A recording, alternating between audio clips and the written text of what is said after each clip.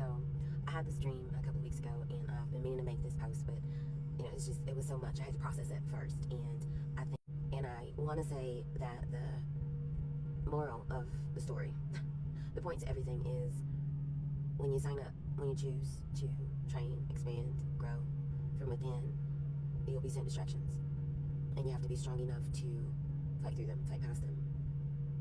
Even people can be distractions. I don't know. You tell me. So, here's the story. So, I gotta try to make it short, right? I ended up in this place. I don't want to say it was an island, but it seemed very isolated from civilization.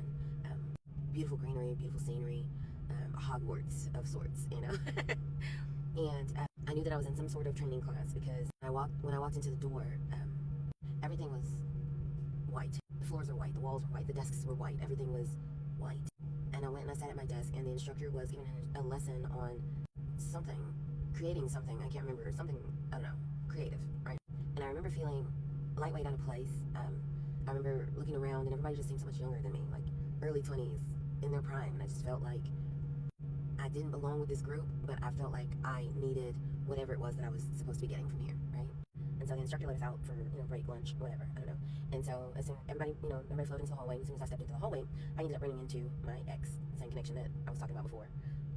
Probably has something to do with the fact that I keep running into him out here on this road too. I don't know. Anyway, but in this dream, he was pleasant, and he walked up to me, was like, hey, he seemed surprised that I was there. I was surprised that he was there. Like, what are you doing here, right? But the surprise on his face kind of made me be like, what you trying to say? But whatever. Anyway, we exchanged words, whatever. Again, he was being super nice, which also threw me off a little bit. But he wanted to tell me about this place that he was staying at that was like off campus, right? And he asked me if I wanted to see it. He wanted to show it to me, and I said, okay. But I had to process and sit with it for a second. But there was this like pull that came over me, like this magnetic kind of. I had to go with him. Like, I don't know. It was a wave of I needed to go with him, and I felt it like wave over me, like a pull in from my sacral. I don't know how to explain it, but I had to go with him. Okay, but there was a part of me that felt like it was wrong to go with him. Confirmation. And so he asked me, he was like, you got a car here? And I said, yeah. He said, okay, let's go. So we got in my car, we started driving. I was driving, and he was in the passenger seat. And the roads were smooth, until I missed my exit, or the GPS rerouted, or something happened, and I missed my exit. And I remember being flooded with this feeling. It was like almost embarrassment, like I was trying to make this moment perfect, and I fucked it up, That was the feeling that came over me when I missed the exit. I don't know why that was important, but I think it'll make sense eventually. Anyway, long story short, he said that, he'll get us out of here. And so he told me to put it in park, hop over, and he was going to drive. I felt weird about that too, but whatever. Anyway, so he got in the driver's seat, and he took off down this like little field exit thing, and I guess he wanted to show, I got the feeling that he wanted to show me that he knew what he was doing, right? But I was so nervous, I had this anxiety all over me. Like, the only thing I can akin it to is that feeling of when you first meet someone, you really, really want them to like you, and you go on your first date, that nervousness, that anxiety, that it was like that, but it was something way more powerful that was on me in that moment. And so he exited. There was a bunch of people down there too. Everything was blocked up, but somehow he got through everything. And so he ended up making a U-turn into the freeway and taking us back to training. And I remember him mentioning that, well, now we ain't gonna be able to go. I ain't gonna be able to show you where I stay, but I know we need to get back to where we were. And I was like, yeah, we're in school. We gotta get back. He's like, well, we'll be late if we go, so I guess we should go back. Yeah, let's go back. So we get back. And when we got back, it was as if we had missed something, some kind of instruction or something. But the cafeteria was full of these like booths, like at a carnival, And each student had their group each student group had their own booth, right? And so we were instructed to make these like gordita sandwiches, the Hispanic burger things. But there was a specific special way that we had to make it, and we had to use what we had learned to make them. Why the gordita, don't know, but.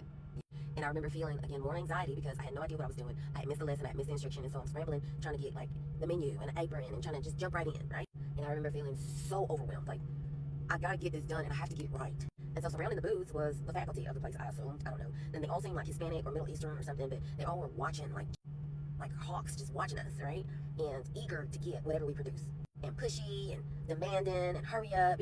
I remember all of that feeling and seeing my classmates ignore them. Just like one was distracted on TikTok and the other one was having an argument with somebody and something broke out in a fight. And everybody just was distracted and not focused. And I'm looking around at all this chaos. And to my left, I see this lady in a beautiful ivory suit with her arms folded. I think she had maybe like a little black ball, but she looked so prestige and she was just staring at me. And I'm like, okay. So I go over to her and I just felt the need to make sure that I got her what she needed, right? And I told her, okay, look, I'm going to figure this out. Everybody's all crazy, but I'm going to figure it out, and I'm going to get you exactly what you need. I'm going to get you gordita, right?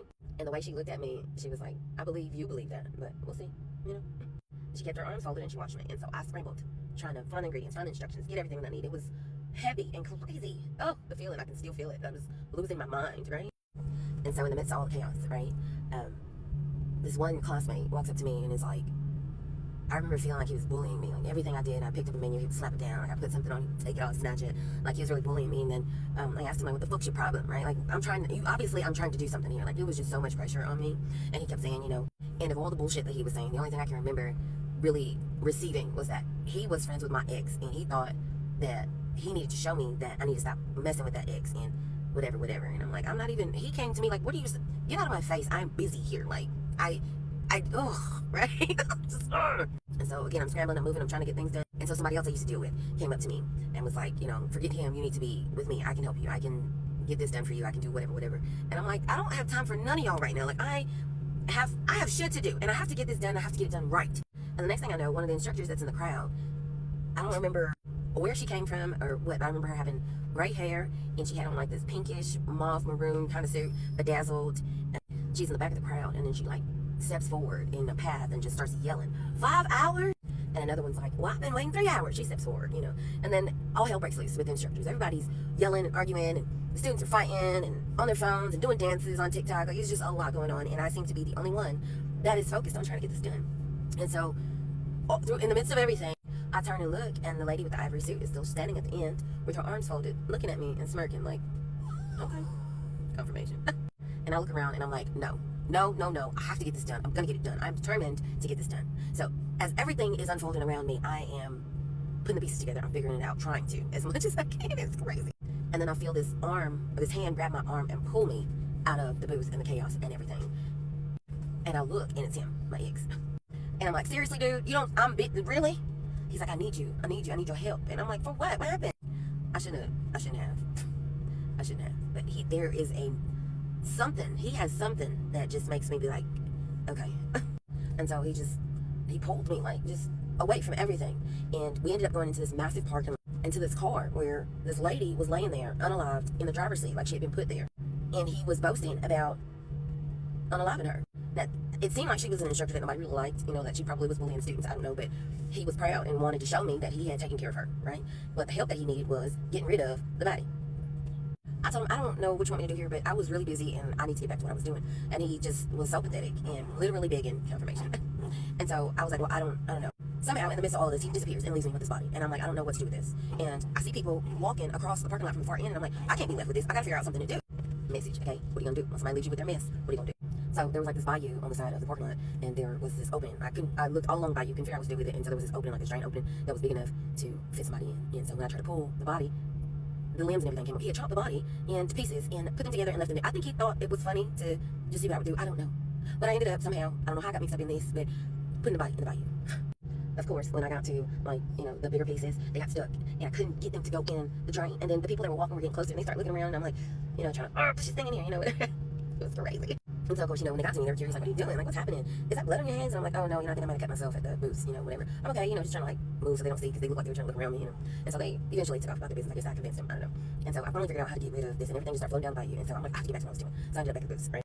So when I got back to the booth, everything was still chaotic, and I just kind of tried to slide back in there. And I got my menu and my instructions, and I put an apron on, and I tried to get back to work. And I looked to my left, and that lady was still standing at the end of the booth in that ivory suit, looking so prestige and nice. But the look on her face tore my soul apart. She looked so disappointed, so judgmental, and she was so disappointed in me. I could feel it in my heart, like in my soul, then in my spirit, and I just wanted to cry like that, I just wanted to drop everything and just drop to my knees and tell her I'm so sorry. I'm so sorry. But I didn't, I just kept moving and kept trying to put it together, and she just turned and walked away. And I felt so hurt by that. And then, of course, the instructor finally showed up, and everybody's yelling, the lady's still hollering 5 hours, and he finally, calms everything down and is like, okay, we're gonna get you guys what you've been waiting on, I'm gonna get all the students back to class, and I'm gonna make sure you guys get what you need. And then I just took the apron off, and I woke up. So the moral of the story again is the lady in the ivory suit probably was a representation of divine, and I was being tested over and over again, and I failed miserably over and over again, being distracted. So, yeah. Know your distractions, know your weaknesses. Do the core cut and get stronger. Do what you need to do. But at the end of the day, you better get that ordeal to her. Peace.